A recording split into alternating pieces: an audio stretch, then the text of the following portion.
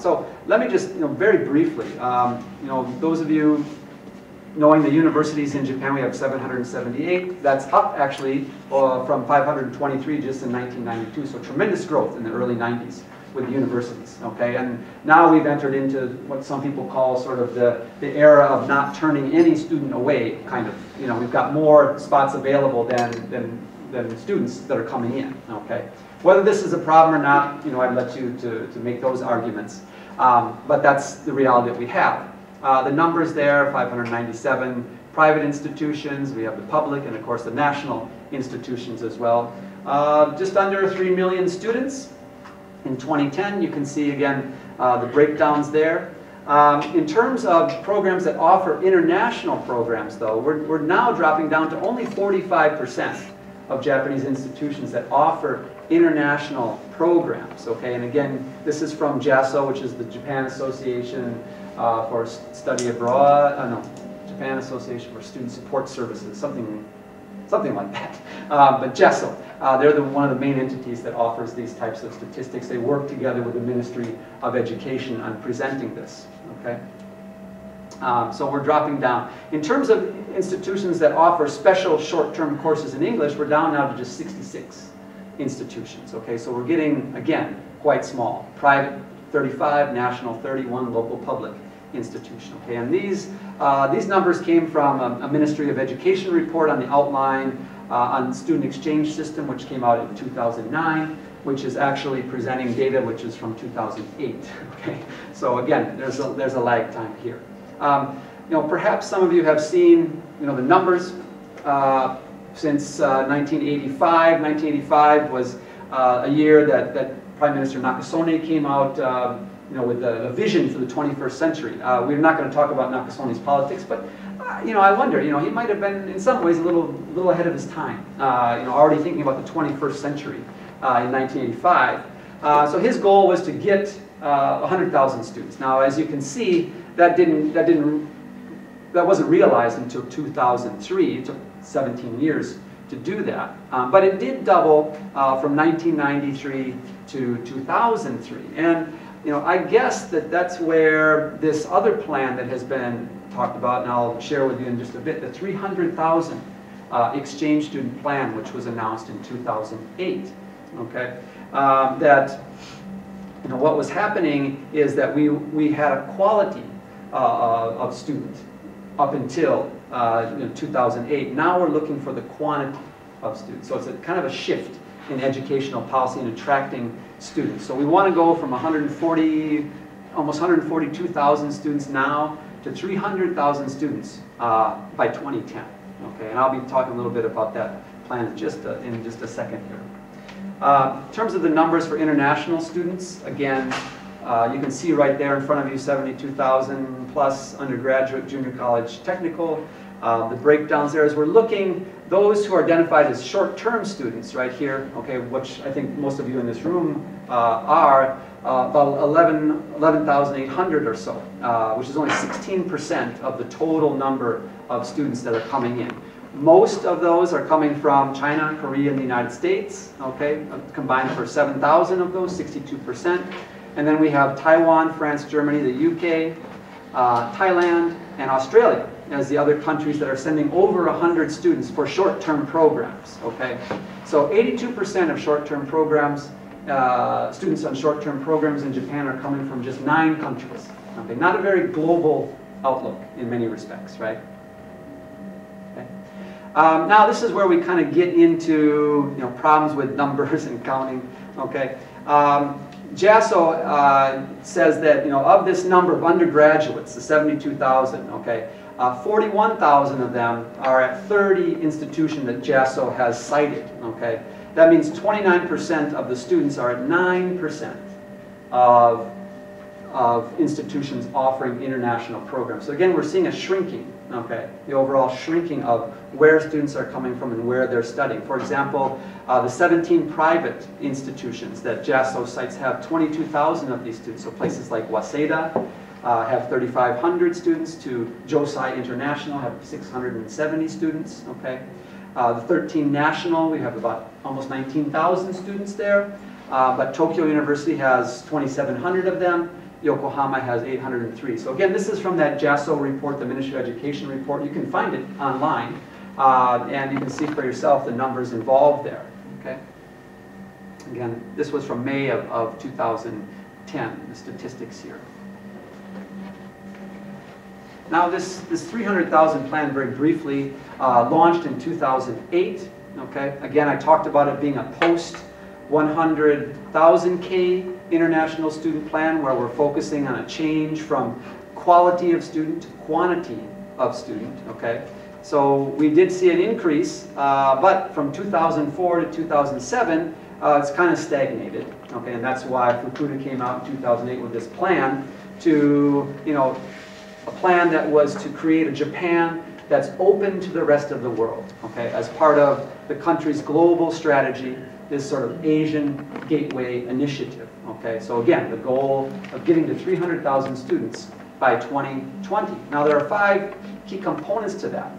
First of all, there needs to be an invitation. It's more of an invitation to study in Japan. Okay, so there's an idea that there should be a one-stop service, a porthole, for which people can apply and then study in Japan in that way, and networking in that way. Improvements in the university recruitment and promotion, admissions process, especially the screening methods and immigration services, are also tied to the success of this program. It is very much about globalizing higher education in Japan. But again, I might question for how many institutions, okay? For how many institutions are actually going to see this and be able to have an impact with this 300,000 student plan. It's supposed to also focus on improving student support systems, okay? Particularly housing issues are very troublesome, okay, for students.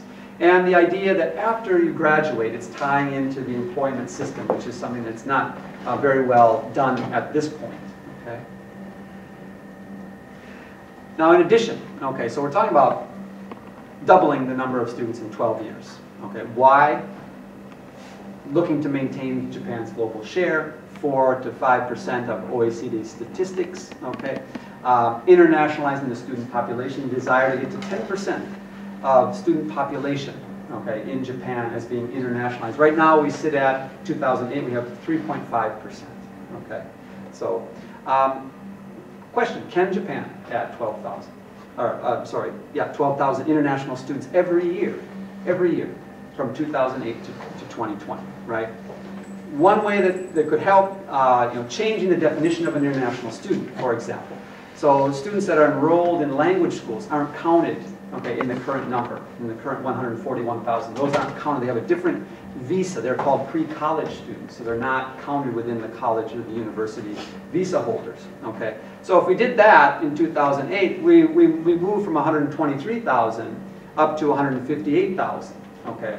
And again, probably now we're looking at maybe 170,000 students in 2010 that would actually be considered, okay, as part of international students in Japan.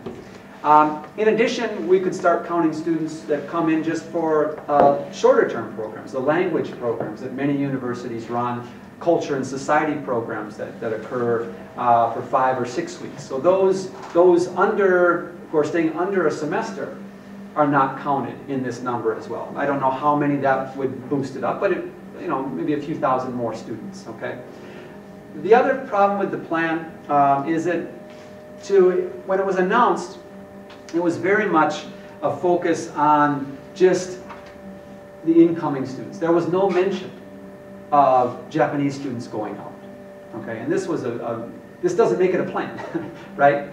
It makes it, just a lazy attempt at a plan, okay? So there was no mention of Japanese students going out. Now, since that time, there have been some recommendations, and there seems to be a shift that the Education Ministry is starting to focus on Japanese students as well, who want to go out and who should be going out. Because if we're talking about an exchange student plan, in theory it should be a one-for-one exchange. We should be having 300,000 students coming in, 300,000 students going out.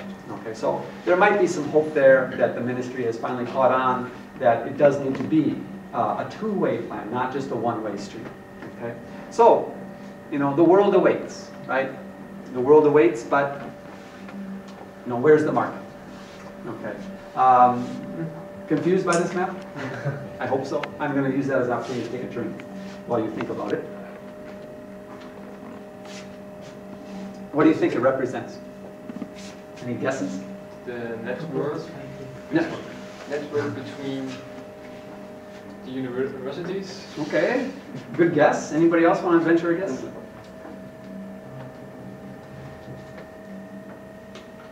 The big purple spot is Japan. Okay, good.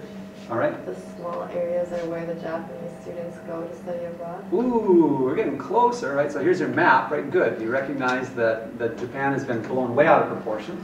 Okay, getting closer. Well, I'll spare you. We don't have to sit there. I know it's Friday afternoon, so we don't have to go too deep. But this is a representation of where native Japanese speakers live. Okay, so we do see a little bit. Okay, or I should say Japanese speakers, not native, not only native, but because we have people in the U.S., we have a few people in Brazil, and that's about it. So the point is that this idea of trying to pull in, okay, students who only are going to speak Japanese, 300,000 students, you're not going to find that. So that's why you have to open up. You have to have more English language programs. You have to have more innovative programs, okay, to attract students. This is from a site called worldmapper.org. It's a very interesting site. What it does is it takes a number of, there's thousands of statistics. And what they do is instead of representing the world as we know it geographically, they'll take a statistic and then use that to represent the strength of a country. So there's all kinds of statistics on there. And this was, again, Japanese speakers throughout the world. Again, 99% of the world of Japanese speakers lives in this country. Okay, so again, with a 300,000 plan, you've got to be a little bit more open in terms of not just focusing on Japanese students, right? Now, so where are these kids going to come from? And this, or where are they going to go to, I should say? Now we have this Global 30 project I mentioned earlier. This was started in 2009, okay? And it was a project for establishing core universities for internationalization, okay? 13 universities were selected in 2009. It was a application-based. It was very competitive in some ways, okay? Not completely competitive and not completely open, actually. I talked to a number of friends who work at some of the institutions that were selected, and it wasn't a matter of do you want to do it, it was you will be a Global 30 institution. Okay, so there was not a lot of consultation. Again, this is part of the networking that goes on between ministries and universities, between government and particularly